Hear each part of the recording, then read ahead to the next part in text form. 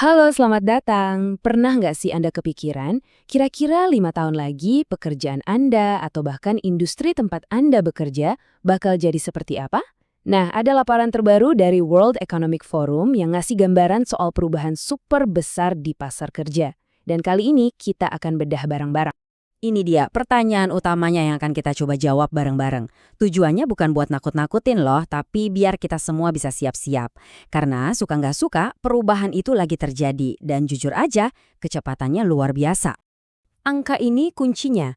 Menurut World Economic Forum, 22%, coba bayangin deh, itu hampir seperempat dari semua pekerjaan yang ada sekarang akan mengalami transformasi struktural di tahun 2030. Ini bukan sekedar penyesuaian kecil-kecilan ya, ini benar-benar perombakan total cara kita bekerja.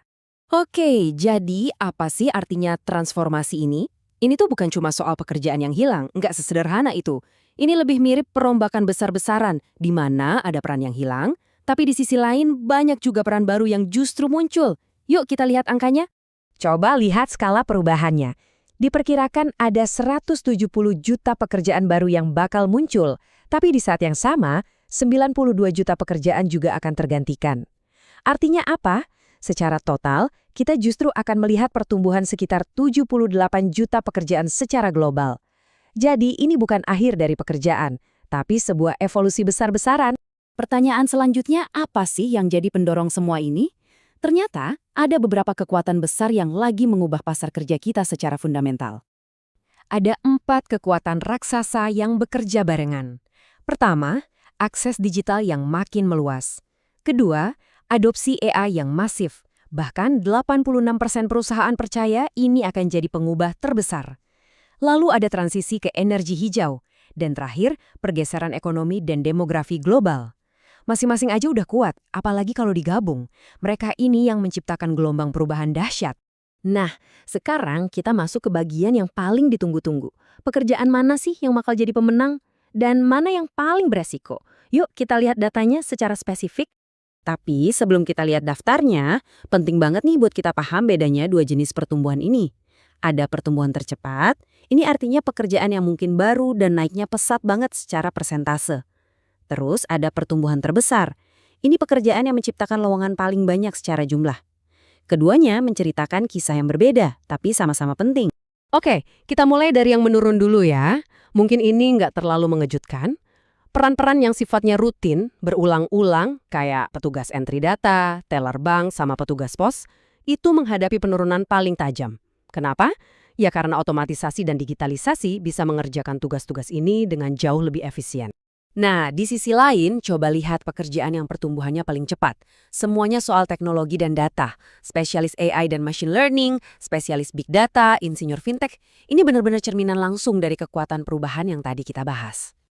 Eits, tapi tunggu dulu. Kalau kita cuma fokus ke pekerjaan teknologi, kita bakal kehilangan separuh ceritanya.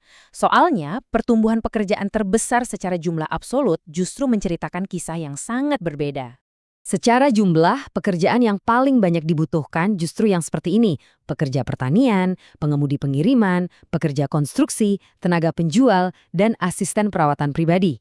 Ini didorong oleh tren yang fundamental banget, kayak demografi, misalnya populasi yang menua, dan kebutuhan dasar ekonomi kita.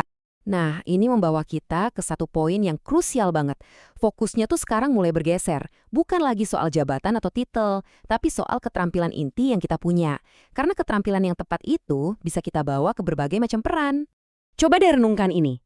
Hampir 2/5 atau 39% dari skill inti yang Anda pakai hari ini, itu diperkirakan bakal berubah total dalam 5 tahun ke depan.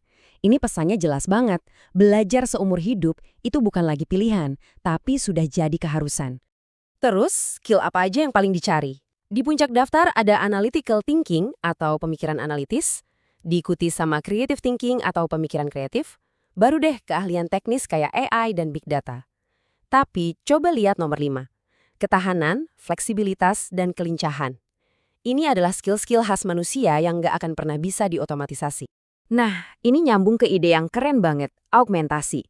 Jadi, AI itu nggak selalu soal menggantikan manusia. AI bisa jadi alat yang bikin kita jadi lebih mampu, memberdayakan kita buat mengerjakan tugas-tugas yang tadinya cuma bisa dilakukan ahli. Intinya, AI bisa mengubah kita jadi pekerja yang lebih bernilai.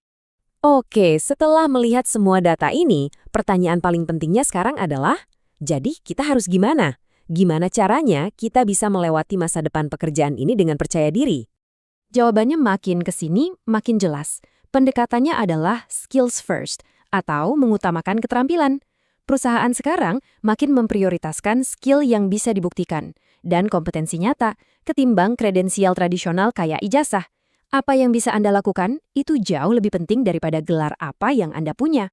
Pada akhirnya, masa depan pekerjaan itu bukan tentang satu hal aja. Ini adalah sebuah ekosistem yang saling terhubung antara inovasi teknologi, keberlanjutan lewat energi hijau, dan yang paling penting sentuhan manusia yang nggak tergantikan dalam pelayanan, perawatan, dan kreativitas. Kita tutup dengan satu pertanyaan buat direnungkan bareng-bareng. Pada dasarnya, teknologi itu kan cuma alat. Pilihannya ada di tangan kita. Apakah kita akan pakai alat ini cuma untuk mengotomatisasi pekerjaan, atau kita akan pakai untuk memperkuat potensi manusia dan menciptakan masa depan yang lebih baik buat semua? Pilihan itulah yang akan menentukan segalanya.